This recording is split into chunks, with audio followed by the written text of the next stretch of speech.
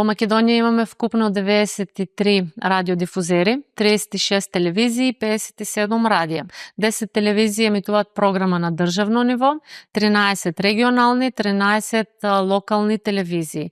За жал, постојат општини во државата кои воопшто немаат телевизии, не постојат локални телевизии повеќе, односно трендот на медиумска пустина е се поактуелен во државата и граѓаните се соочуваат со неинформираност и неможност да ги кажаат своите локални проблеми кои би требало да стигнат и на државно ниво, да кажеме. Тема на денешниот подкаст: има ли иднина за локалните медиуми, има ли иднина за малите медиуми во нашата држава? Гостин во денешниот подкаст Дејан Ѓоргиевски, председател на Центар за развој на медиуми. Дејан, добре дојде во мојот подкаст. Добро ме најдов, благодарам за поканата. Ова беше така интересна најава на почетокот со сите грешки, но секако грешки се случуваат, нели?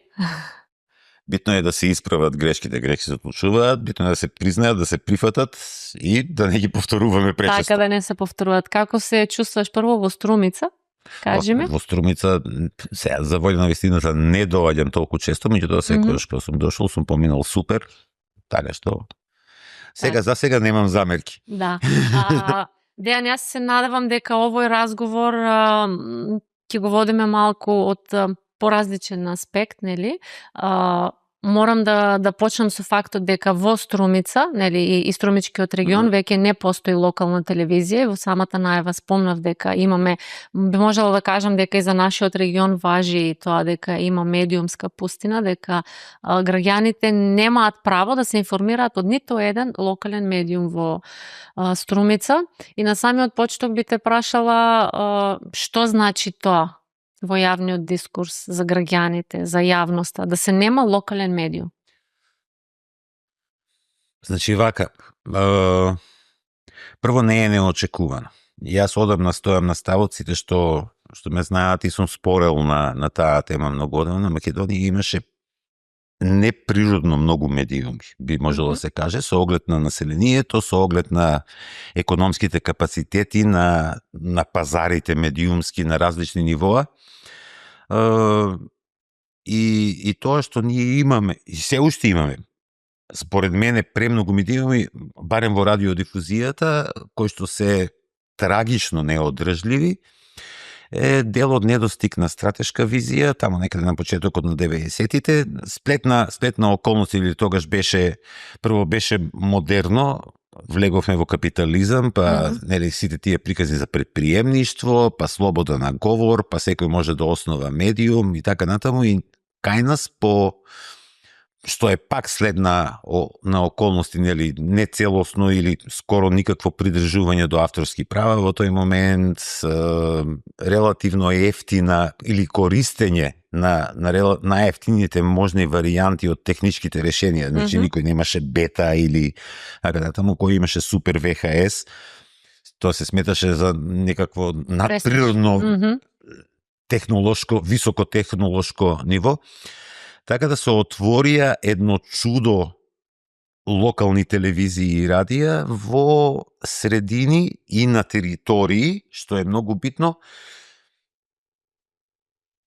како што ги нема никаде во светот. Локално радио е природна работа. Затоа што локалното радио е најефтино, најверојатно од сите за одржување. Може да влеземе во детали зошто е тоа најефтино, меѓутоа телевизијата на било кое ниво е скоро прохибитивно скапа играчка. Како што знам да кажа, да. И дури и денес ако видите вие, ако некој воопшто реши да стартува традиционална линеарна па плюс и терестријална телевизија, тоа е ужасно скапо. Набавка на програм.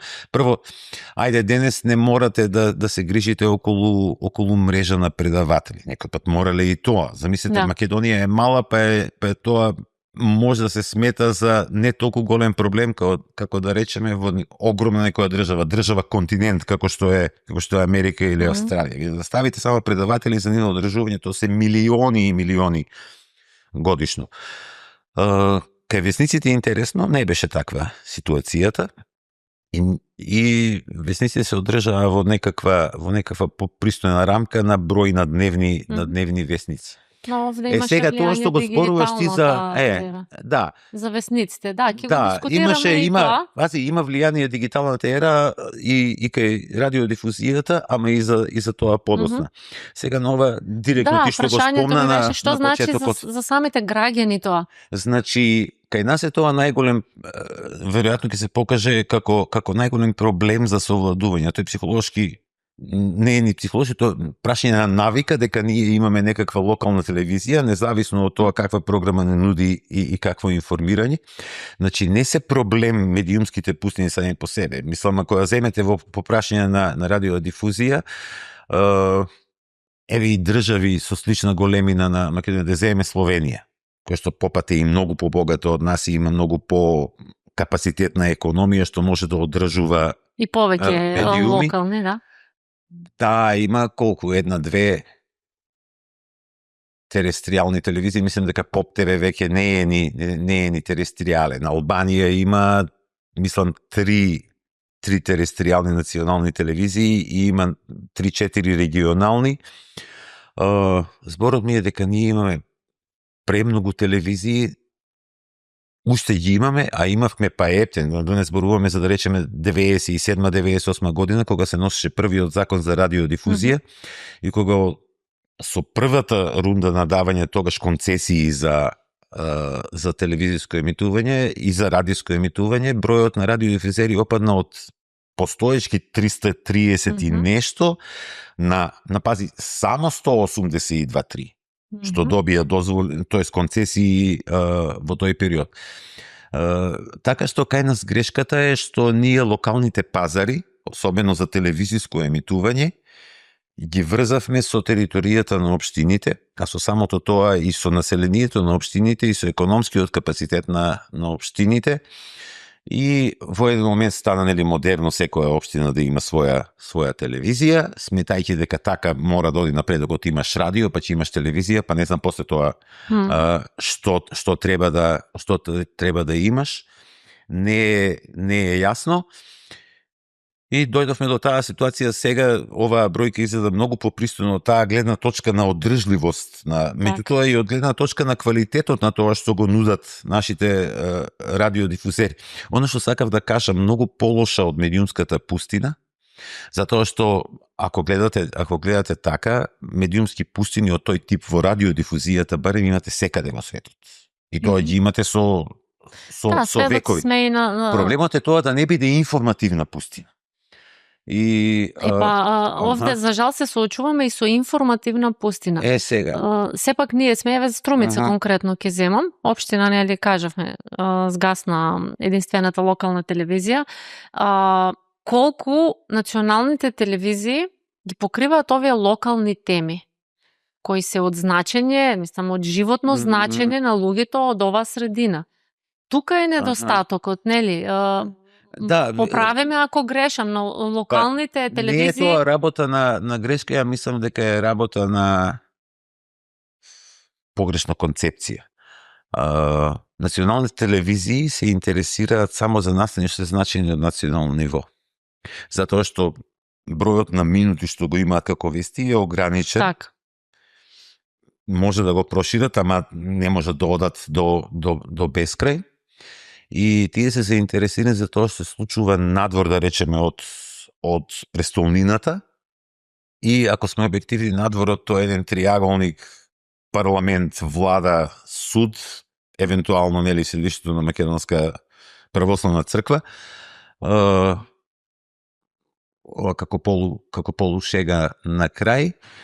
И тоа што ќе влезе во вестите, во централните дневници на националните телевизии, баш треба да има некој национално значење. Проблемот со локалното информирање е што тоа има многу потесна една дефиниција, а тоа се информации од локалната заедница за локалната заедница. Мислам, апсолутно, знаете да. Како? не можеме ние да очекуваме националните медиуми да известуваат за тоа каква е состојбата со дупките на некоја улица, да речеме на улица Младинска, на која што сега сме во Струмица, или има вода, нема. Тоа го интересира локалното население. Она што е лошо, прво да почнем со тоа што е добро. Тоа што е добро е за таков тип на информации веќе се појавуваат форми на самоорганизирање на главно преку социјалните мрежи, кои што сега изгледаат како и нината, нели, и големите платформи изгледаат како и нината на секој тип на размена и дистрибуција на содржини, вклучително и информативната. Па така во сите, ја кој што знам, во сите наши градови општини, за селата, за руралните средини не би можел баш да тврдам, меѓутоа веќе се оформени разни телеграм групи, Facebook WhatsApp, групи, групи, Instagram групи, секаде каде што може, каде што се разменуваат информации за тоа, снемало струја кога ќе дојде, снемало вода зошто снемало кога ќе. Да. Но овде она што само да довршам.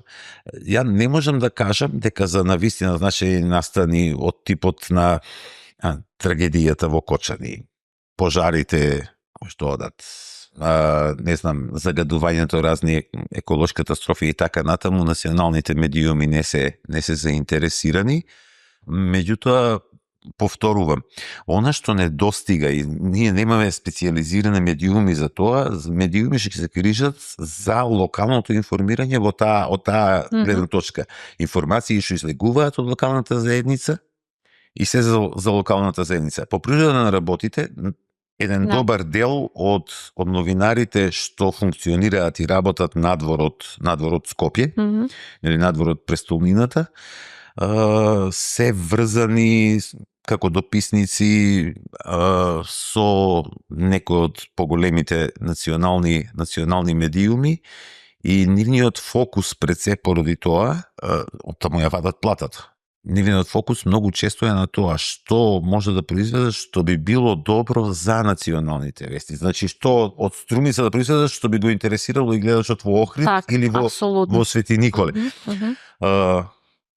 Факт е од друга страна дека во таа смисла, освен многу малку има интерес, освен кога е некоја катастрофа, значи пожарите, Кочани, Тетово, автобусот Ласкарци, дека главно интересот е за таков тип на фолклорни манифестации, за некакви културни настани, од време на време спорт, и политика. Тие што можат тоа да си го дозволат или што им е до некаде и законска обврска, да речеме како јавниот радиодифузен сервис, МРТ, кој што има посебна емисија посветена на регионите и на локалните заедници, или во вакви случаи, сега сме среде локални избори, кога по природа на нештата, политичкиот живот не е толку фокусиран на тоа што се случува во парламентот во Скопје, туку е дисперзиран, затоа што секоја општина е важна. Локални избори. Да, еве, тука ќе спомнам момент, еден од градоначалниците во неформален разговор спомна, жално е, немаме локална телевизија, нема каде да се направи дебати, нели, на сите кандидати, што се за, например, општина Новосело, општина Василево, општина Босилово, немаме повеќе мали општини. И убаво кажавте, не може една национална телевизија да ги покрие, да направи дебати за сите кои се пријавени, нели, за локалната. Во тој контекст мислам дека ни се неопходни тие локални медиуми да ги има во општините, но зошто ги нема? Дали е само финансискиот проблем, финансиската криза со кој се соочуваат, нели, медиумите, да кажем? Значи вака, одличен шлагворд ми даде, затоа што сакав во некој момент и тоа да го спомнам. Прво, зошто нема комерцијални приватни? Тоа е затоа што нема пари. Затоа што приватниот комерцијалниот интерес вели ако не може тоа да се заработи, нема да се занимаваме со тоа. Ние направивме од држава како општество и како медиумска заедница, ако сакате, една голема грешка според мене, која што се надевам дека што поскоро ќе исправиме, а тоа е во периодот там 2001, 2002, 2003, имаше прилично жива и бурна бурна дебата и многу дискусија што да се прави со локалните јавни медии. Значи, тоа беа и локални јавни радија, и на одредени места, например, во Прилеп, во Битола, мислам дека имаше и локални јавни телевизии. И ние решивме дека тие не ни се потребни, затоа што е многу можно општините како основачи, како нивни основачи, да влијаат врз нивното известување и да ги користат како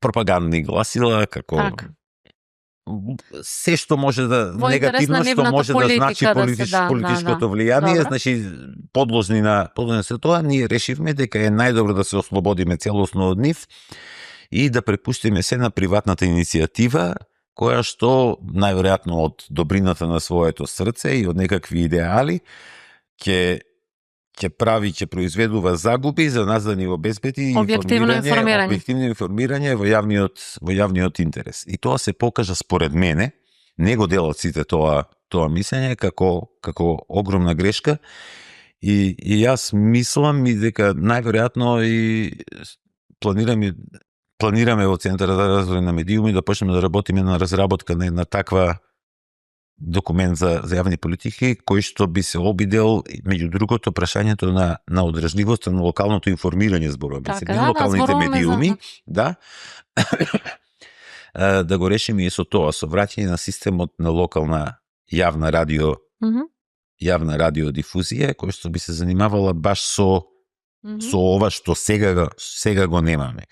Некој што ќе оди по локалната општина, ќе ги регистрира проблемите, ќе известува за нив, ќе бара решение. Сметаш ли дека тоа е изводливо? Кога тука морам да ги спомнам и сите тие Facebook профили, интернет портали и сите инфлуенсери кои се земаат за право да информираат. Колку е тоа, нели, правилно информирање, проверени факти, тоа ќе го дискутираме малку подоцна, но дали е тоа изводливо? Значи, вака, очигледно е дека, барем од тој економскиот, гледано на економскиот аспект на капацитетите на локалните пазари, на локалните бизниси да поддржуваат на колку им е потребно рекламирање. Една мала дигресија, ја многу често сум прашал луѓе се жалеле, па не знам, ние сме од, да речеме, таму и локалната млекара секаде се рекламира, не се рекламира кај нас. Прашањето е колку од локалните жители не знаат за вас и за вашите производи. И генерално па сите знаат што ќе име реклама.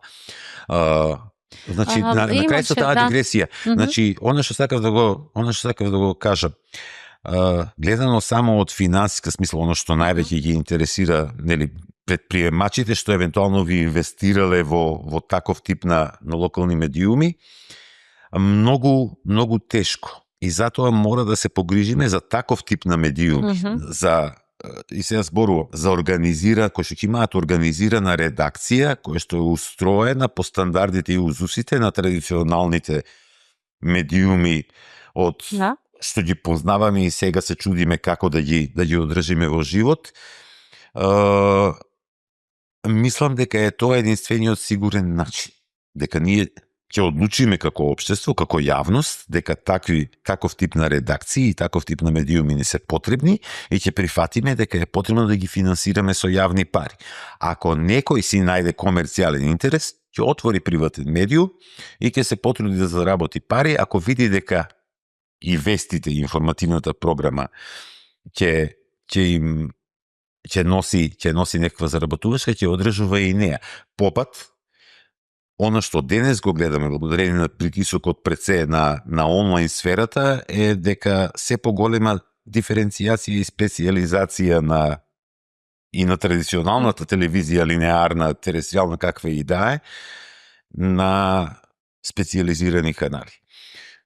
Одвоена информативната, од едукативната, од забавната функција, и таа останала обединета, значи, кај најголемите телевизиски мрежи, во тоа што се нарекува на англиски флагшип канал, водечкиот, носечкиот, не знам, ако се работи за, да не испадне како реклама за RTL, тоа RTL 1 е таков. Опс формат, а другите сите се специјализирани, некој е забава, некој е за не знам, домаќинство, на некој готват, на некој играат фудбал и така натаму, и кај јавните сервиси на кои што тоа им е законска обврска и во сршта на нивната мисија. Сега, сите тие нови играчи, така да ги наречеме, што се појавија на интернет, инфлуенсери, блогери, подкастери, овакви, онакви, тие не си земале никакво право. Тоа право им е дадено и им е гарантирано и со меѓународни документи и со нашиот устав и нашето законодавство. На сите луѓе на светот им е загарантирано правото да собираат, обработуваат и пренесуваат информации, односно да се занимаваат со информирање. Овде морам во контекст на овој разговор да кажеме на констатација, во комуникација сме често нели и со другите локални медиуми од градот, и јас бев дел од локален медиум. И често знаевме да кажеме дека таа нефер конкуренција од страна на сите тие онлайн портали и инфлуенсери, затоа што ние одговараме пред закон, плаќаме концесија, нели како локален медиум, обезбедувате плата за вработени, плаќате трошоци, се грижите за објективно, навремено, точно информирање. Од друга страна, тие знаат да напишат вест вечерта во 9 часот, а утредента да кажат се извинуваме, информацијата беше грешка, нели се повлекува и никој не одговара за тоа. А од друга страна, телевизијата како локален медиум одговара за тоа, нели? Колку е според тебе нефер конкуренција или тоа е ново време, нов тренд на кој треба да се прилагодиме, да кажам. Не би можел да кажам дека е тоа нефер конкуренција, туку баш така. Тоа е последица од технолошкиот развој, од времето во кое што живееме. И она што е трагично ќе кажаме тоа што, значи, никој досега не успел да ја добие битката со новото време, со технолошкиот развој, со новите форми, со новите платформи во нашиот случај. Пробувале работниците, лудистите и чартристите во Англија и ете видовме кај колку успеа.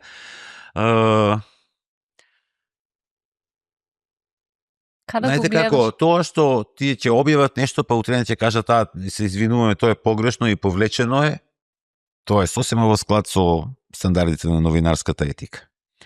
Тоа што денес, поради природата на самиот живот, станува се позабрзан, социјалните мрежи ни се буквално тие за многу луѓе, за жал, изгледа тие ни се животот. Тие се тоа што и основно живееме, средство за информирање. Да, па тоа се мора да се стави таму, мора да се стави какво кафе сме пиеле, што сме јаделе, па меѓу другото и што сме виделе попат и на тој начин и да информираме.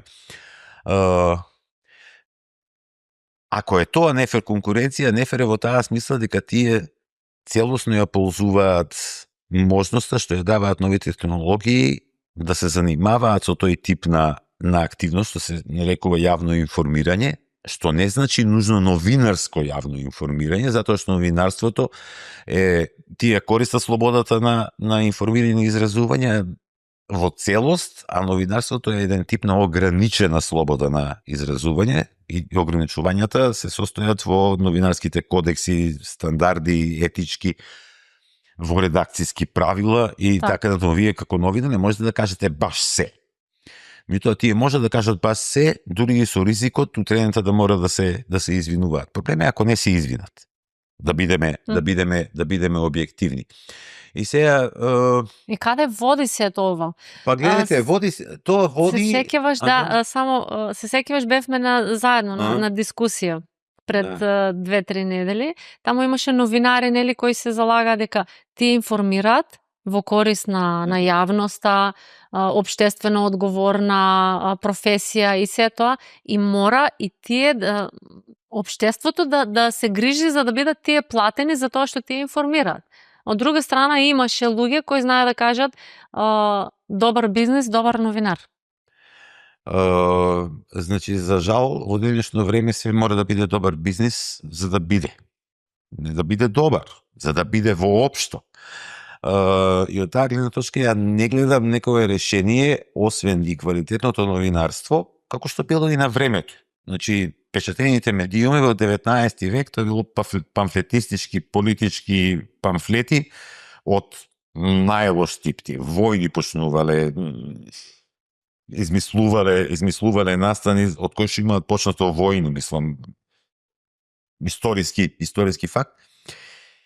Е дека новинарите ќе мора да се привикнуваат до новата ситуација, ќе мора да се научат дека времето во кое работеа или во кое ќе можат да работат во таков тип на организирани, структурирани редакции, во кои што тие се грижат само за известувањето, а некој друг се грижи да донесе, да обезбеди пари за нивната плата, ресурси за нивното известување, не знам, кола, камера за да ја донесе негде тоа да се сними, забрзано исчезнува. Тоа не ми се допаѓа, меѓутоа тоа е така. И како што спомнав и на таа средба што ја напомна, многу изгледа, во моментот изгледа така. Кешки да не излезе, кешки да се промени ситуацијата, иако не гледам како може да се промени без некаква драматична, катаклизмичен инцидент кој што не можам и да го замислам во моментов како би изгледал. Зборот ми беше многу малку новинари ќе имаат можност да се занимаваат со новинарство токму на тој начин, само за плат. И да не се грижат за ништо друго. Доваѓаат, си ја вршат својата работа најодговорно, се грижат за стандардите, им нудат квалитетни информации на своите гледачи, слушатели, читатели, што и да е. За тоа зимаат плат. Со тоа можеби ќе може најдолго да се занимаваат новинари кои што ќе бидат дел од некакви јавни медиумски сервиси, што значи медиумски сервиси, дали ќе бидат, најверојатно ќе бидат сите дигитални. И ќе бидат подвоени, тука ќе биде и аудиовизуелна, и аудио содржина, и пишана, и фотографија, и слика, и илустрации, и се што можете да замислите како медиумска содржина. Меѓутоа, за кој што ние, како што веќе испомнав, како јавност сме се договориле, сме одлучиле дека таков тип на содржина ни е потребна и дека ние како јавност ќе мора да платиме некого да ја произведува таа содржина, да истражува нешто, да отиде некаде, да сними, да види што се случило, да не каже на сите што се случило. Ама тоа, таква привилегија во моментот изгледа дека ќе имаат малкумина. Инаку само да спомнам, не е ова само кај нас. Ова е муабет што се води, ова е дискусија што се води живо насекаде во светот и уште никој нема јасна визија и идеја како тоа ќе изгледа, освен идејата дека ние овој тип на новинарство, значи засновано на правила, засновано на докази, некако треба да го зачуваме. Како точно се разгледуваат различни и бидејќи зборуваме за локалните медиуми, се смета дека локалните медиуми ќе бидат во предност. Затоа што се мали, затоа што се нема голем финансиски терет на имаат многу поголема, она што е битно во денешното време, имаат многу поголема шанса и можност да се интегрираат во заедницата и да бидат дел од таа заедница, нешто што националните медиуми не може да го замислат. Кажавме и на почетокот, да. Друго е новинарот локално овде, ќе може многу полесно да ги опфате тие локални проблеми. Кој што ги знае луѓето. Дејан, што мислиш за пред сега не сум сигурна колку години за тој член 102, фамозниот член 102 што беше донесен, нели, со кој што се забрани да се финансираат директно телевизии, сите локални телевизии забрани на јавни, општините, значи на властите и јавни тела на различни нивоа да предвидуваат средства и да инвестираат средства во купување медиумски простор. Така, со цел да не се има влијание, нели, политичко влијание врз самите медиуми. Сметаш ли дека сега има измена, Сега има измена, има според закон одреден за јавни набавки, повторно нели да се рекламираат, ајде да кажам, јавни институции во локалните медиуми, но дали сметаш дека од тогаш, кога се донесе измените во тој член, генерално се појавија проблемите во голем дел од локалните медиуми?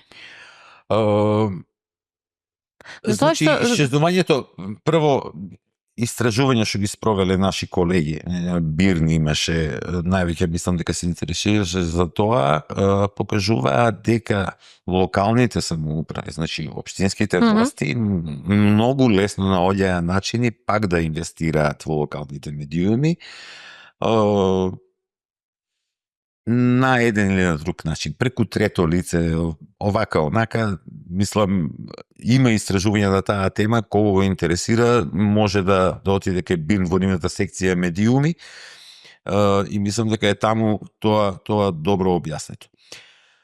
Исчезнувањето, условно речено, на тие пари само дополнително ја разголи суштината на проблемот, тоа е дека ние немаме пари за одржување на толку многу радиодифузери.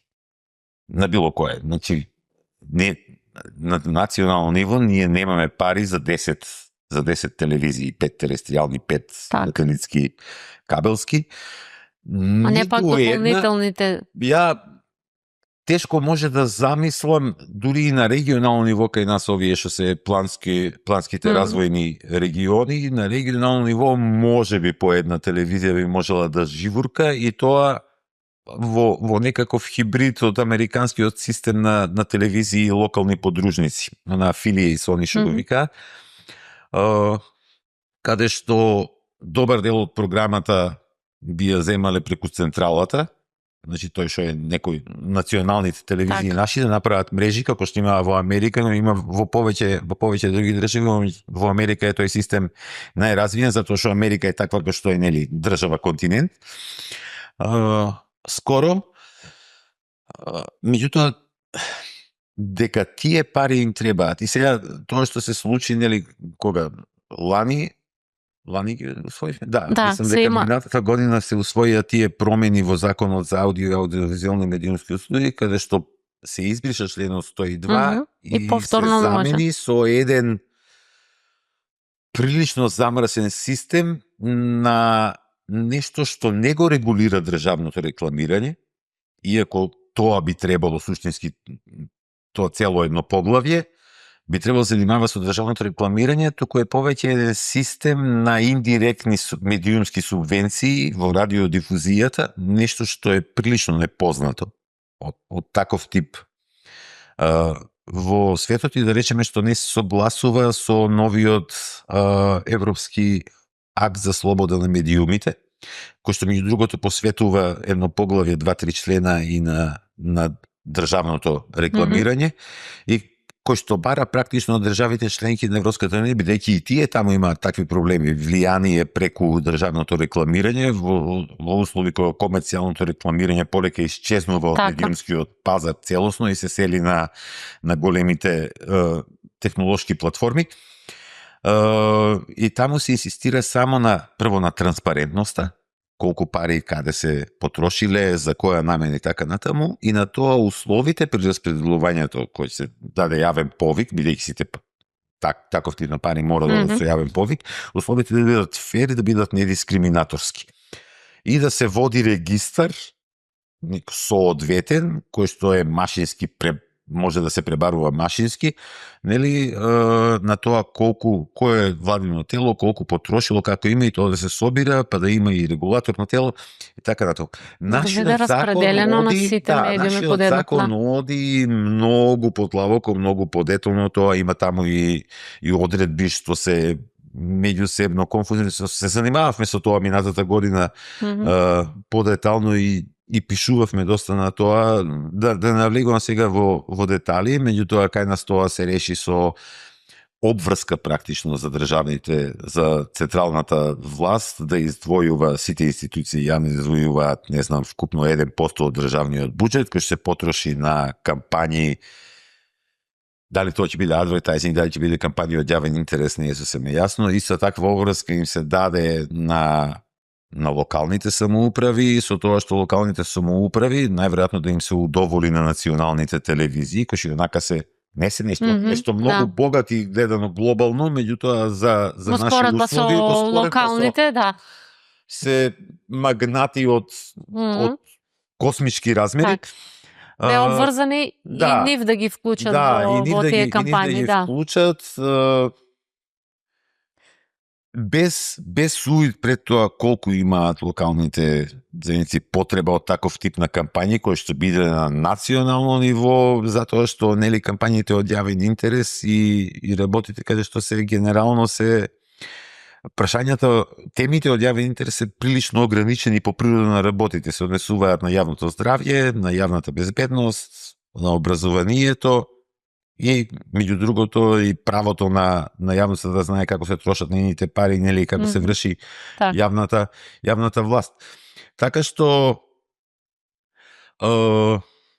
инаку сум јас стојам на ставот дека не знам, бидејќи сме во Струмица или јас сум Свети Николченец, па може да зборам и за Свети Николе, доколку општина Свети Николе сака на телевизија да се пренесуваат седмиците на советот на општината, таа е слободна тоа да си го плати. Тоа законски е возможен. Не, тоа би требало да мора да си го плати. Или да организира начин на кој што ќе ги пренесува. Сега не мора да е на телевизија, може на својата веб страна, на социјалните мрежи, на YouTube, било каде, можностите за лайв стриминг се скоро па неограничени. Тоа дека таквите пари се многу значени за локалните медиуми во отсуство на комерцијално рекламирање, тоа не е спорно.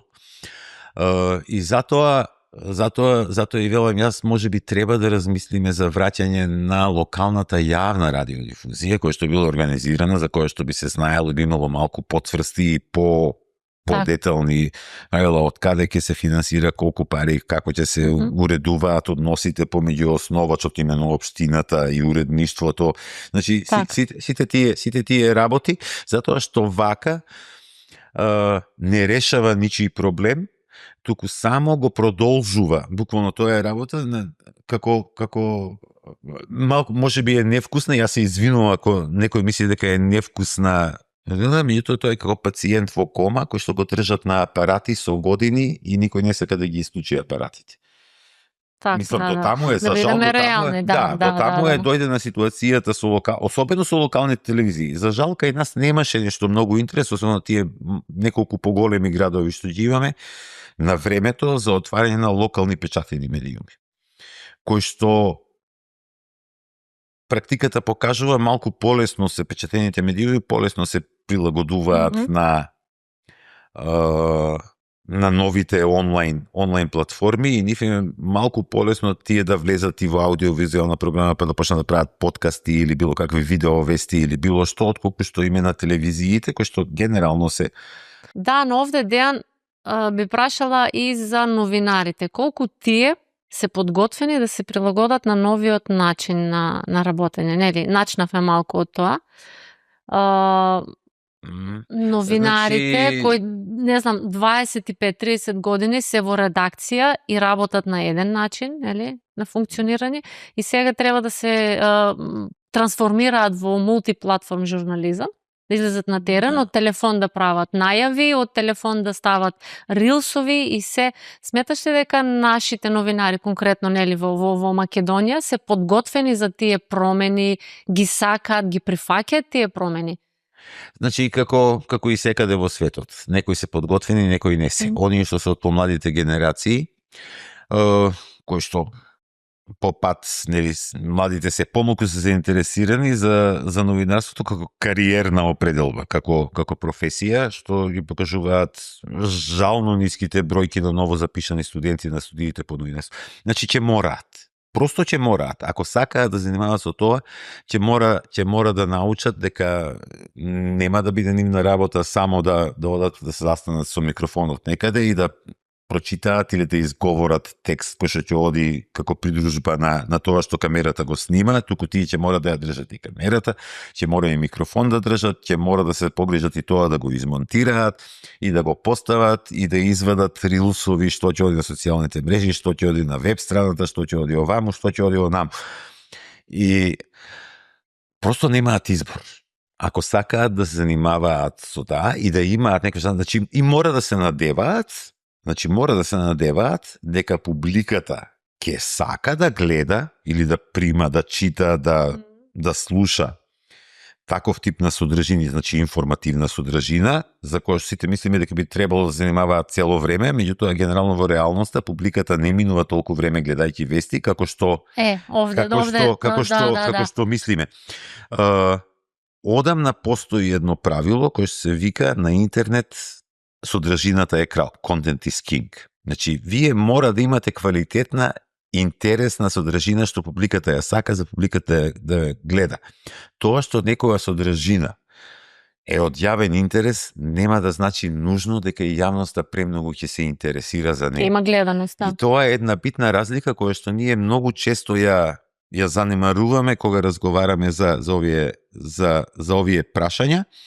Меѓутоа, знаете како, прво ќе мора да се навикне на тоа, ќе мора да се навикне дека најверојатно таа борба за публиката или ќе одат сами преку своите присуства на социјални мрежи или преку своји веб страници, персонални или било како, или ќе мора да се здружуваат. Меѓутоа, секое здружување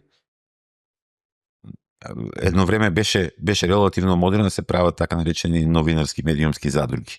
Група новинари ќе се соберат и ќе издаваат, ќе произведуваат содржина, ќе ја поставуваат некаде на интернет, кај нас во PDF, за да може да се некој да се стави paywall кој што е малку поефективен од стандардниот и да се надевате на она што за жал исчезна целосно, скоро целосно кај нас, не секаде, е волјата на публиката, на јавноста да плаќа за содржината. Значи да купува вестник, да даде некаде 10 денари, тоа ќе добие вестник, или на интернет да уплати од картичка, не знам, месечна чланарина, 600 денари за месецот и да може да чита вести за тие 600 денари или 6000 денари или 60.000 денари, тоа зависи каква информација. Знаете како? Кога сме веќе тоа, Financial Times, годишната претплата на Financial Times е 10.000 фунти. Меѓутоа, вестите, тие луѓето што се претплатници на Financial Times, им е важно тоа што ќе го објави Financial Times да го прочитаат 2 секунди пред својата конкуренција. Ако имате вие таква содржина која што некој ја платил, се е супер, се е решено. Проблемот е што кај нас, и ова морам со жалење да го кажам, ние никој пат не сме биле читателска некаква публика, нација и средина, и особено не сме биле таков тип на публика која што би плаќала за информации. Само за споредба. Бројките се релативно стари, затоа што веќе никој и не прави такво истражување за печат и за... Меѓутоа, во 2004 година во Македонија вестник купувале, значи за информации плаќале 80 од секој 1000 македонци. И тоа е највисоката бројка сме, 82 тројца. Според информации на Обединетите нации. За споредба, во Норвешка, која што предводи, 530-540 од 1000, значи секој втори норвежанец купува вестник. 50%, добро. Во Германија 520, Франција 490, значи има читателска публика, има луѓе кои се навикнати да плаќаат за информации. Сега таа ситуација, ако иземете само печатените медиуми кај нас и тоа колку печата, целиот купниот печатен непродаден тираж, тоа се може би 10 луѓе од секој 1000. Во Норвешка уште е над 500 луѓе на секој 1000 плаќаат за вести, само што не плаќаат за печатена форма за хартија, туку го плаќаат тоа на интернет. И зборот ми беше кој е виновен? Ајде, тука да морам да те прекинам. Дали и јас би се ставила во тој кош, нели, медиуми, дали ние не го поставуваме тоа како правило? Па, дека гледайте, треба да се наплаќа секоја... Ја не сум видел сериозно, тоа мора да биде групна една акција.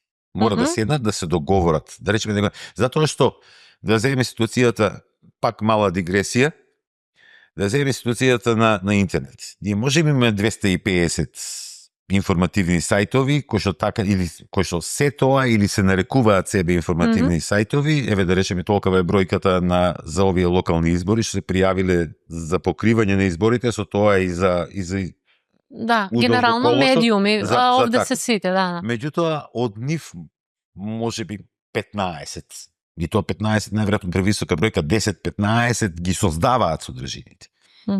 Сите други се занимаваат со преобјавување, со овако онака, евентуално ако имаат некаква колумна мислење на собственикот, па тој тука и своји колумни си објавува. Меѓутоа, грото од информациите се создаваат од ограничен број луѓе. Значи, тие треба, ама мора да се договорат и да пробаат да стават paywall. Значи, систем на претплата, дали тој ќе биде полуотворен, ќе биде целосно затворен, ќе биде отворен, тоа не е важно. Мора да пробаат сами. Тоа никој не може да им го набедне. Луѓето генерално сакаат да платат што помалку за било што. Дали купуваат кола, дали купуваат патики, дали купуваат облека или храна, или информации, тие гледаат, ако може да не платат, тоа било најсупер за се. Но на крајот од се и знаете како, ние можеме да повикуваме тоа дека е општествена одговорност на сите ние да плаќаме и да купуваме. Ја попат уште купувам дневни вестници. Еден од не знам колку видов тоа на состанокот. Беше доказ. Не знам еден од колку луѓе што сме останати такви што купуваме. Она што е страшно тоа е што 90% од луѓето кои ќе видат да купуваме вестник, нормално се па уште купуваш вестник. Се си имаш на телефон. И тоа е. И публиката е таква секад. Значи, вие морате да имате информации. Гледайте се, вие ако да не одиме на интернет, ви земете и нашите телевизии, гледате ги вестите од први до последни, на сите наши национални, локални, регионални телевизии, вообичаено скоро и распоредот на вести и структурата внатре е такво нема. Она што е добро на интернет, само дозволим само ова да кажам. Она што е добро на интернет е добар ако или си глобален, или си New York Times, Guardian, Washington Post, некој таков, не знам кој друг спомнам, Deutsche Allgemeine Zeitung, не знам колку е глобален, ама и тој е глобален, има глобален рич и секако глобално покривање. Ама тоа е преголема инвестиција која што цела наша држава не може да си ја дозволи. Значи, New York Times моментално редакцијата му 1700 луѓе, ние имаме отприлика 1800-1900, ако не се лажам, последните бројки што ги слушнав од синдикат на новинари и медиумски работници. Што значи, ние треба или да се стремиме кон тоа, да имаме многу помалку медиуми, ама со големи капацитетни редакции кои што ќе ги имаат сите нишани и се што и треба една редакција. Една анегдота ќе ти кажам после за тоа. Или другата работа за која што интернет добар, хиперлокале. Значи, ама така си вграден, си вгнезден во заедницата и заедницата се грижи ти да преживееш затоа што им нудиш информации што на неја и треба, што таа ги произведува и се грижи за нејзините потреби. Или специјализација.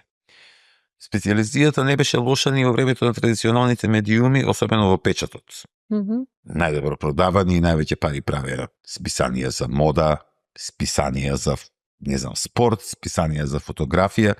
Во Македонија едно од најуспешните од тој тип, да речеме, беше изданието Ловец. 30.000 примероци. Мислам дека беше месечник. Значи, одеше во 30.000 примероци. И реклама и се.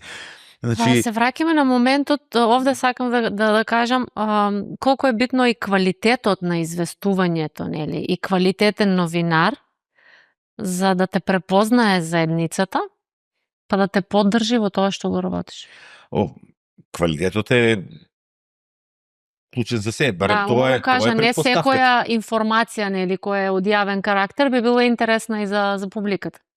Па да, значи... Овде е тенка границата, како еден новинар треба да се определи за што ќе информира Дали треба да ги следи сите тие етички вредности на новинарство или да се наслони малку и кон публиката и да ја угодува и на публиката, тоа што сака да гледа и да слуша. Кога зборувам ја за квалитетот на информирањето, е тоа што кај нас преовладува веќе со години трендот. Значи, известувањето да е премногу површно. Значи, на брзина ќе нафрлиме, се случи тоа и тоа, тој кажа тоа и тоа, таму и таму. Ама тоа се прави со желба да се соберат повеќе следачи, нели, лајкови, кликови. И тој пад на квалитетот, односно недостиг на задлабочување во темите, нешто се занимаваат многу малку редакции кај нас. Такви се помалку од прстите на една рака, генерално сите се базираат на финансирање од странски донатори, занимаваат со истражувачко, аналитичко новинарство кое што длабоко навлегува во некоја тема и така натаму. Ова дневно, таа одлука, кој што не беше одлука, туку беше рефлекс. Одеднаш секој да има се и да има што повеќе, просто го невозможува тоа. Затоа што новинарот, не можете вие, имате редакции мали на интернет од 20-тројца луѓе и вие не можете да очекувате од него тоа исто време да добие 25 статии од што и да е преземени од генерално не еден од проблемите е што имаме страшно голем увоз на вести и на содржини, особено за такви правилни спорт, шоу бизнис, култура, лево десно. Па и меѓународна политика и така натаму, главно тоа се ни е од увозот и никој нема дописници скоро никаде во светот, во Европа, па и во регионот многу малку. И истовремено да дојдат да задлабочат во некоја тема, па да се распрашаат, па да соберат информацијата, да интервјуираат 20-тројца луѓе. Вие од новинар можете да очекувате, на времето барем стандардот некој беше непишан, дека тој ќе напише една вест дневно. Ако пишува вести, ако пишува нешто подлабоко, тогаш ќе го оставите 2 недели, 3. 2 недели, 3. Ако се занимава со некоја сериозна истражувачка истражувачки истории се правеле, такви што добивале, не знам, Пулицер или други новинарски награди по светот, по Европа, правеле и 2 години. Да. Значи, овде ми беше муабетот. Во такви мали редакции, тоа ми е зборот, поради инсистирањето да се објави што е можно повише, да се оди чисто на количество на нови информации, никој нема можност за квалитетна обработка. И сега, зошто некој, да се вратиме на прашањето за плаќањето директно од публика, зошто некој би дал пари за таков тип на информации што може да ги најде секаде? Или, бидејќи денес сите знаат, малите деца подобро зборуваат, за жал денес англиски од македонски. Тоа не е мое, тоа е една професорка по англиски, по македонски ми го кажа. Се пожали практично. За жал така. Се повеќе може да ги најдат тие информации на самите извори. Зошто дополнително тука би плаќале за дневен весник или за интернет? Значи, проблемот е што квалитетот никој пат не е ефтин. Производството на квалитет бара инвестиција, бара многу луѓе, бара цела таа една структура за поддршка што ќе биде од надвор, да не мора да се грижи, ми треба автомобил денес, како ќе стасам до Струмица, како ќе стасам до Ново село, нема пешки, нема пеш до... И тоа се системи кои што бараат се повеќе луѓе кои што во нашата ситуација е многу тешко финансиски да ги одржите. Просто немате од каде да им дадете пристојна плата. И морате да се задржувате на таа една, колку што знам, прилично честа пракса, особено во локалните медиуми, новинарите се плаќаат нешто минимално и да им се вети процент од секоја реклама што ќе ја донесат, да речеме. И не може новинарот, ако мора да се грижи прво за да си обезбеди плата да донесе реклама, да мисли и на квалитетна сторија. Да трча прво по реклами, па после да трча по сторијата и попат да размислува дали сторијата може би ќе се одрази на таа реклама што ја договорил. Да, затоа што кој плаќа предпоставува дека треба да има влијание и да се штити неговиот интерес. Знаете како?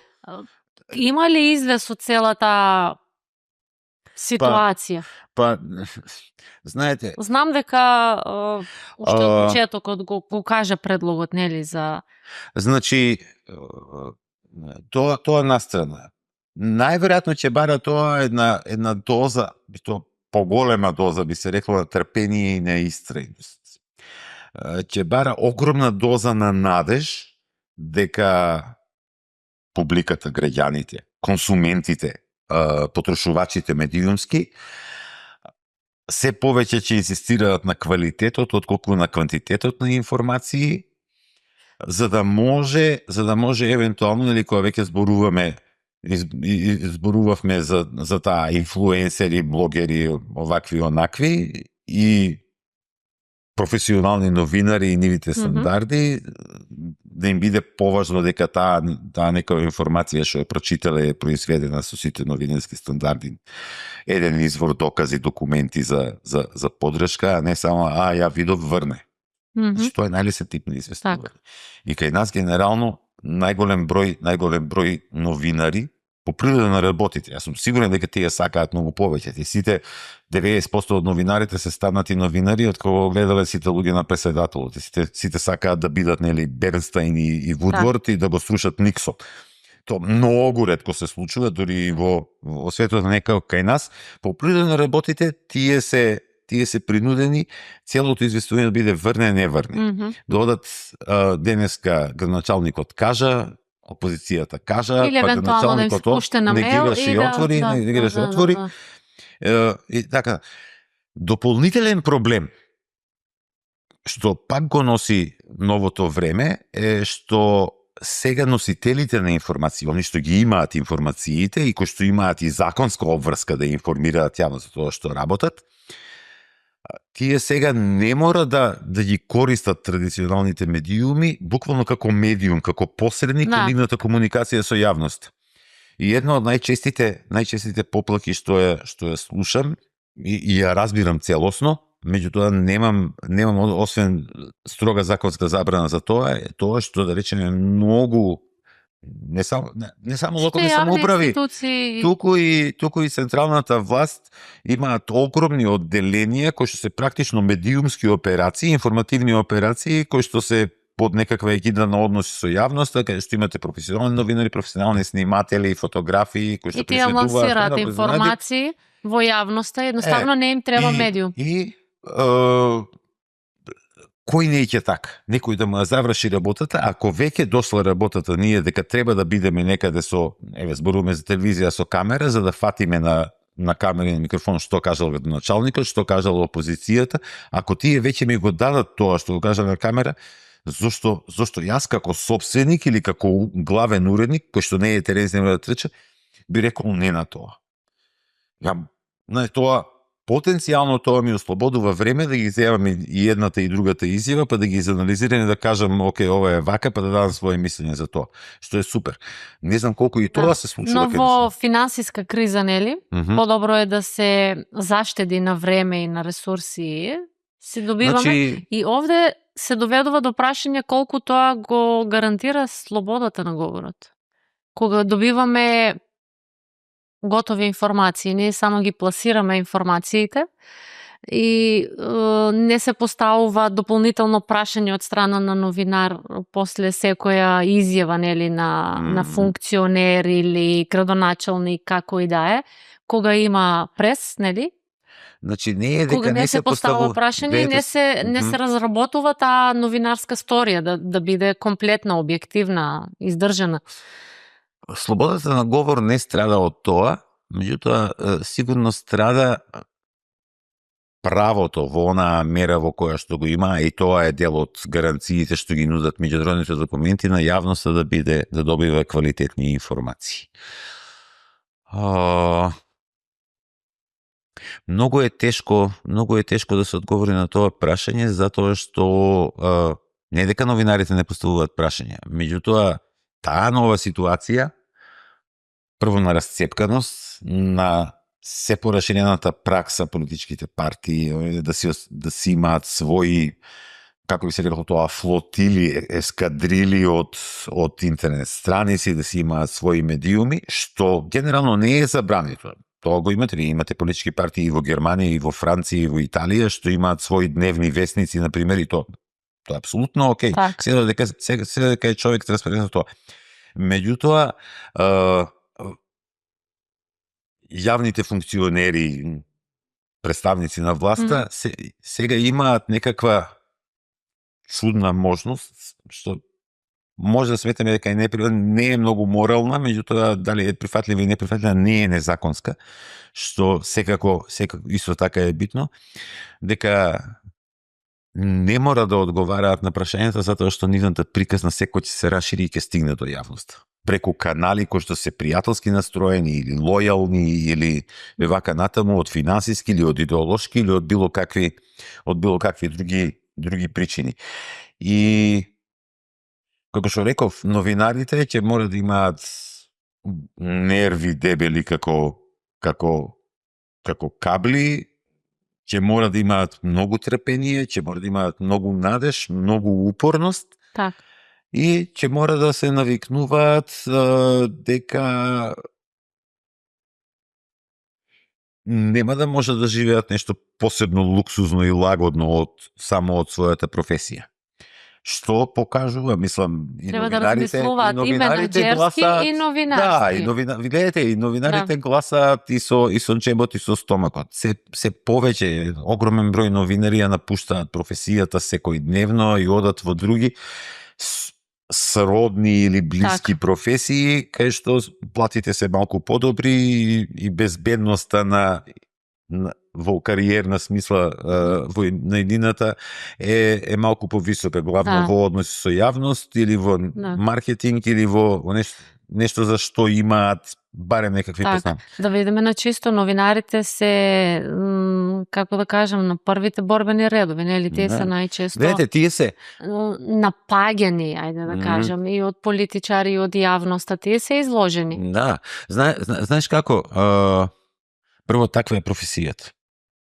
Професијата е таква што просто вклучува одреден ризик, особено ако се занимавате со некоја црна хроника, па се занимавате со криминал или сте истражувачки новини, па се занимавате со организиран криминал, корупција и така натаму, или па сте најобичен репортер кој што често оди да известува од граѓански немири, демонстрации, па има судири со полицијата, или ако сте воен дописник, па тогаш што да...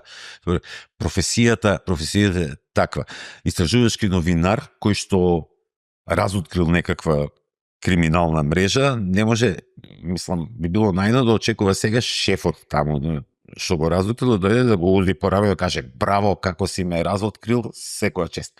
Да, генерално се работи за луѓе кои што сакаат тоа што го работат да остане тајна и затоа новинарите кои што им е работа тоа да не остане тајна, се на удар. Таква е професијата, како што реков, прво ќе мора да се потрудат за некаква специјализација. Ако те интересира парламентарна политика, занимавај се само со парламентарна политика. Не мора ти одма утре да тргнеш па да одиш градските власти, рекаш па задутре здравство и така натаму. За жал тоа Но тоа се случува денес. Да, тоа традиционалните редакции ги изгубија таквите специјализирани помалку или повеќе редакции. Култура, ова, она. Од финансиски аспект, еден новинар е за се. Имено. И вие не можете, ете и по таа основа, не можете вие да очекувате тој да ви произведува квалитет, ако мора истовремено да мисли и на ракомете надпревар, и на седницата на собрание на општина Струмица, во која што сме денес, и на, не знам, филму што ќе има проекција или театарска представа во театарот Антон Панов, ако не се лажам, се викаше, и така натаму. Значи, како што испа, значи потребата од новинарски тип на информирање, оној стандарден, постои од секогаш и никој пат нема да престане да постои. Секој пат има потреба од таков тип на информирање. Тој ќе се прилагодува на нови технологии во таа мера во која што може, повеќе тој ќе се прилагодува на нови технологии, од тие нови технологии нема да се прилагодуваат никому, тие ќе ги диктираат условите и ќе мора да се или да најдат некој систем и како што и треба ќе потреба, затоа мислам дека е тоа клучно. Ќе мора ние како јавност да одлучиме дека да, бидејќи постои потреба и таа потреба од квалитетно новинарство никој пат нема да исчезне, да видиме што ние како јавност, со јавни средства, од било која форма, не само со субвенции или со финансирање, да помогнеме да го одржиме тоа такво новинарство. Тоа најверојатно ќе значи дека во Македонија наместо 2300 или колку сега 1800-900, не знам синдикат последната бројка која што ја кажа. На медиумски работници, новинари и медиумски работници. Ќе имаме многу помалку, меѓутоа идејата и мојата надеж е дека тие ќе бидат концентрирани во неколку редакции кои што ќе имаат сите капацитети за квалитетно известување за било која област што традиционално им припаѓа. Дали е тоа политика, надворешна политика, култура, спорт, здравство, не е битно и ќе можат да обезбедат, иако тој дел забавниот и едукативниот се повеќе е одвоен од информативниот во денешната медиумска околина или во таа создавана на интернет, како Netflix. Речеме, Netflix е оно каф производител на телевизиски содржини, а нема вести. Му требаат? Не му требаат. Генерално не. Да видиме реални во Македонија, некако се поделени. Повозрасните луѓе уште, за жал, уште ја бараат телевизија виска по струмит, нели?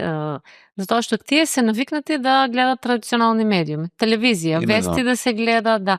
Помладите се сите на социјалните мрежи и тие немаат трпение ниту 5 секунди, нели, да изгледат некое шоу, некои вести и тие. Ке мораме и на тоа да внимаваме или да се прилагодуваме. Гледате, проблемот на традиционалните медиуми... Двајца медиумски работници може да се зборуваат до утре, нели? Да, особено на телевизијата е тоа што нејзината публика, таа публика што е останата како телевизијска публика, генерално е повозрасна од, да речеме, 49-50, и тоа е оптимистичка некоја просека, најверојатно повозрасна од 55 години и биолошки одумира.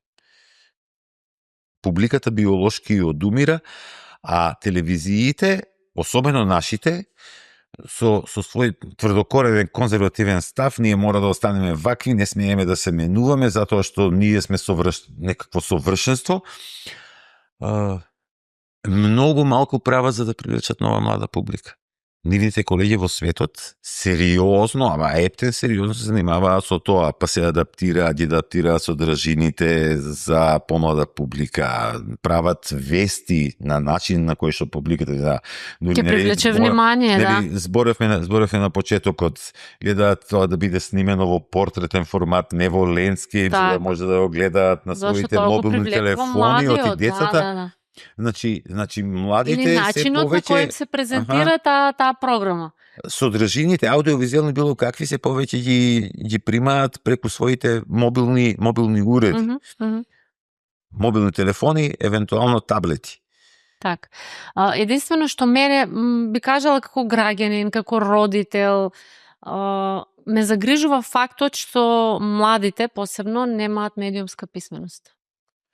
Ова потекнува, нели, уште од најмали нозе, аз би кажала. Тоа треба да се гради, таа медиумска писменост, да се едуцираат децата, како би препознале дезинформации, невистини.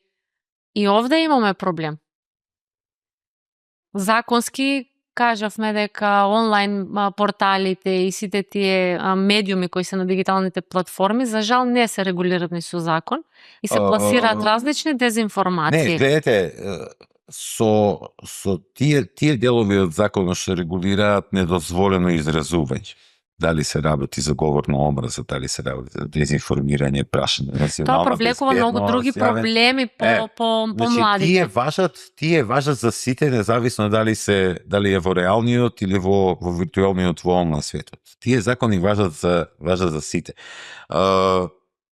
Нивното регулирањето на аудиовизуелни содржини, бидејќи тоа е тренд сега, имаме и нова реновираната директива за аудиовизуелни медиумски услуги на Европската Унија, а со тоа и нашиот закон од јули 2023, кој се синхронизиран со неја, сега ќе треба да се грижи за регистрација на таков тип на производители на аудиовизуелни содржини кои што функционираат само на интернет, на големите платформи, на социјалните мрежи, инфлуенсери, подкастери, било што. Мислам дека правилникот агенцијата беше во фаза на подготовка, мислам дека е направен правилникот и тука ќе има за индивидуалните лица, баш инфлуенсери, подкастери и така натаму, ќе има одредени критериуми според кои за нив ќе важат правилата, пошто важат и за сите телевизии во случај какви детска порнографија, не знам, при рекламирањето алкохол, цигари, експлозивни материјали и така натаму. Но и овие контенти кои ги пласираат. Како и за овие, мислам дека критериумите вклучуваат број на следбеници, број на претплатници, дали остваруваат, дали имаат економска дејност, именно дали продаваат рекламен простор и така натаму. Нема сите да бидат офатени. Се разбира. И другиот од регулацијата што се однесува и на интернет е на онлайн платформите за видео побарање. Ние таква немаме, имаме една потенцијално. Глеј, меѓутоа таа си има регуларно обезбедено дозвола од нашата агенција како давател на аудиовизуелни медиумски услуги по барање. Ние немаме наш YouTube, немаме наш Dailymotion, немаме наш Facebook, ни другото, така што во таа смисла за нас тие одредби не прават некоја голема разлика. Пак мора, ако се расправате со Google или со Facebook за нешто, мора да идете преку Ирска или преку Холандија, кај што им се европските централи. Знаете како, регулацијата е воведена во радиодифузијата затоа што се користи ограничено јавно добро. Се користеше примарна и единствена платформа за дистрибуција на телевизиски и на радиски сигнали беше етерот, значи фреквенциите што одат во етер, а фреквенциите се прилично ограничен спектар преку кој што може да се... И затоа се одеше на системот на дозволи. Ја ќе ви кажам, Шведска, да речеме, никој пат немала систем на дозволи за емитување за сателитска или за кабелска телевизија. Бидејќи тоа се неограничени платформи, ресурси кои што функционираат на комерцијална основа. Вие правите договор со платформата и сега или тој ви плаќа вас за вашата програма ако неговите претплатници ја бараат, или вие му плаќате на него за да ве носи на неговата платформа, затоа што вас ви е потребно да бидете на таа платформа. Тоа не е битно. Ова произлезе овие обиди да се вклучат барем во аудиовизуелниот дел и луѓето кои што тоа го прават интернет нейтив, нели? Само на интернет, не на некаква линеарна кабелска било каква телевизија, е токму во скопната борба против дезинформација, борба, ако сакате сега, ако сме крајно, и тоа е и борба за контрола на информациите. Значи, информациите што ние ги сакаме, нашите вредности, тоа се во случајот вредности и информации со кои што ние согласуваме ни одговара, меѓутоа да не бегаме од реалноста. И тие произлегуваат токму од таму и сега кој што реков, меѓународните документи, меѓународниот пакт за граѓански и политички права, Европската подоговора за права, сите документи имаат некаков член 10 или член 19 кој занимава со слободата на изразување и слободата на информирање, која што сите ја имаме и каде што за нашите новинари и за сите новинари трагично не пишува дека со информирање ќе се занимава само професионална каста што ќе се нарекува новинари и тоа ќе го прави на овој или на оној начин. Секој тип на собирање, обработка и пренесување на информации е информирање. Знаете како? И треба да го прифата тоа како факт. Гледате сега, и кодексите, и етичките кодекси се разликуваат од една новинарска заедница до друга, бидејќи новинарските кодекси произлегуваат од мора по природа на работите само регулаторни и произлегуваат од една заедница. Да речеме обврската кај нас, која смета за универзална, да секоја информација биде потврдена од два независни извори, тоа се всушност натрешни правила на BBC и на New York Times. Вие ако сакате нешто да објавите во BBC или во New York Times, вие морате имате два независни еден од друг извори или да имате документ некој доказ. Етичкиот стандард е не можете да објавите нешто што не можете да го докажете. И сега, ако вие имате доволно силен доказ од еден единствен извор, кај нас тоа би се сметало за неетичко однесување. Така да кажам, тоа е прилично релативно и зависи од тоа какви правила. Битно, она што е јасно уште од самиот почеток на интернет и на социјалните мрежи, особено после 2004-2005 година наваму, дека и таму функционираат одредени саморегулаторни инструменти. Знаете, па ако во некаква група на Facebook или било каде некој каже нешто што не се допаѓа, па сите од групата ќе го опоменат, има и таму само регулаторни инструменти. Не мора нужно, според ми не мора нужно новите само регулаторни инструменти целосно да ги пресликуваат, да ги препишат стандардите што новинарите за својата професија ги наметнале. Так. Некаква само регулација има секаде.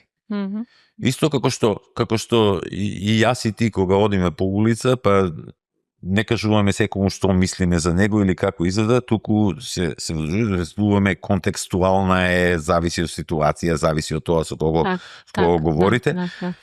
И ние го регулираме, ако не го во известна смисла и го ограничуваме нашето слободно изразување секој ден за да избегнеме проблеми. Так. Исто е и на тоа ниво на саморегулација. За да се избегне одреден тип проблеми, па некој да ги обвинува новинарите дека јават лаги, не. Од новинарите објавуваат и тоа е правило на професијата, за да избегне така некој да ги обвинува, не дека обвинувањата ќе престанат. Кажавме, новинарите се први на тапет. Тие се тие кои најмногу се и осудуваат и обвинуваат. Имаме различни примери на Таква е професијата сега, што да правиме? Таква е професијата, да. Дејан, начнавме многу теми околу и локални медиуми и интернет портали, проблеми, предизвици со кои се соочува генерално медиумските работници, новинари и се. За крај само сакам да те прашам, сметаш ли дека сите тие се медиумски работници, се дел од медиумите, но дали јавно се разговара и се дискутира на тие проблеми кои ги имат? Еве како сега што направивме убав разговор некој сат време, мислам дека се дискутираме и повеќе. Се дискутира повремено. Мислам дека внатре во медиумската заедница на маса, во редакција, во кафана, се прават моменти такви. Јавно, малку помалку, бидејќи медиумите по природа, нели, има едно правило дека медиумите најлошо е ако почнат да се занимаваат и новинарите самите со себе. И се избегнуваат, одговори прво затоа што претпоставам дел е психологија. Нема во моментов навистина нема нешто многу позитивни одговори и предвидувања кои што би ги задоволиле сите. Такви па особено нема.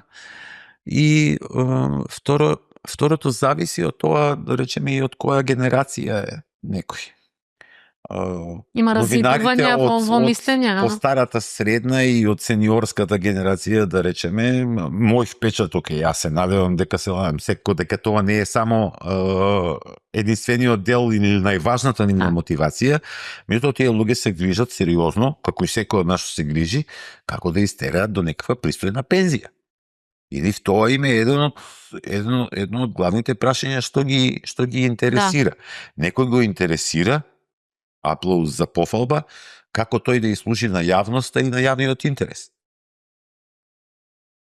Како може да и се служи во крајна линија на јавноста и на јавниот интерес, може да и се служи и волонтерски и без надомест. Сега, тоа што живееме во време... Перцепцијата е важна. Кој како гледа на својата професија како новинар. Апсолутно. Тоа што живееме во време и во свет во кој што ништо не е бесплатно, па... Тешко се преживува. Знаете како, излегува моментално, како кој ќе погледнете на работите, излегува дека со освен тие малкумина што ги спомнав, што ќе имаат сеќа да работат некакви јавни медиумски сервиси, имено финансирани од јавни финанси и така натаму, од новинарите ќе се очекува занимаваат со својата работа во свое време, за свој трошок, затоа што тоа сакаат да го прават, затоа што сакаат да исправат некаква неправда или сакаат да придонесат за промени на општеството, меѓутоа плата да не очекуваат. И ќе си бидат сами своји менаџери, собственици. Да, значи она што е најопасно е ставот, ама јас сум новинар и ништо друго не ме интересира. Ќе мора, ако сакаат да опстанат во професијата, исто да бидат и сниматели, да бидат и шофери, да бидат и не знам, и маркетинг стручњаци и така натаму. Проблемот е што е многу тешко сите тие работи да ги прави еден човек и да остане нормален, да. Секоја од тие работи е во денешно време не е едно работно место. Туку е дел од тим од повеќе луѓе, па во кои што нели маркетинг треба да има толку луѓе, па редакција толку. Апропо анегдотата што ти ја ветив многу кратко, зборувајќи пред многу години со еден собственик на тогаш малкуте онлайн информативни сајтови и го прашав, добро, ти не ме мрзи да правам такви работи, ја броев онака на исти датум колку текст објавиле, колку фотографии и се тоа пресметува во страници, ова се 28 страни, Берлинер формат, весник. Да.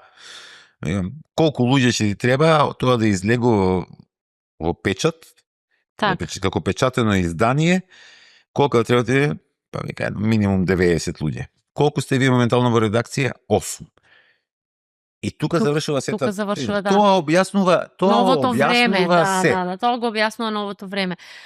Сепак јас на крајот од нашиот разговор би дала еден апел до сите колеги, би кажала, и јас работам во медиумски работници, дека имаат право и тие да се борат за своите права, да бидат гласни за своите потреби и проблеми кои ги имаат. Нели, тие работат за општото добро, информираат за проблемите на другите граѓани, но треба да се борат и да бидат малку погласни и за своите проблеми. И да се дискутира, еве вака, да се дискутира на тие теми. Меѓутоа треба да бидат и многу поактивни и на решавањето на соседните проблеми, а не само да очекуваат дека некој нешто им должи и дека треба има должност некако баш на нив да им ја следи ситуацијата. Оти ако тргнеме новинарите, кај нас ќе скопнат во оваа држава барем ќе скопнат многу луѓе. Чекајте, а нас зошто? Сите тие индустријски работници што искубија стечени работници, чекајте, а нас? Мене кој ќе ви овозможи работа? Има многу, уште многу работа во нашата држава за средување. И доброто и лошото е тоа што светот се менува со толкава брзина. Посебно тој медиумскиот дел од пеколот или од рајот, зависи кој како гледа. Кој како гледа на работите, да. Се менува со толкава брзина што е ова страшно интересна област за размислување, за дискутирање, за... Па еве, ние се дискутираме доста време, не дискутиравме за се и сите проблеми не се опфатени. Најверојатно би можеле едно 3 дена без престан, кога не би имало потреба да се спие и да се стане да се потегнат нозе и било. Ќе разговараме повторно. На таа тема. Јас пак ќе кажам, ние треба да се поддржуваме медиумските работници, затоа што и за нашите проблеми треба да се разговара, нели? Секој пат кога ти е потребно моето многу често збркано мислење и недобро организирано мислење на било која тема тука. Апсолутно, јас ти благодарам. Целата на овој подкаст ни беше да ги отвориме тие теми, да разговараме отворено и доколку можеме да дадеме свој придонес во решавање на некој од овие проблеми, би била задоволна. Дејан, ти благодарам. Се гледаме повторно на некој нареден подкаст. Драго ми беше. Се надевам дека ќе имаме Ќе се видиме повторно, да. Вас ви благодарам на вниманието и се гледаме наредниот подкаст.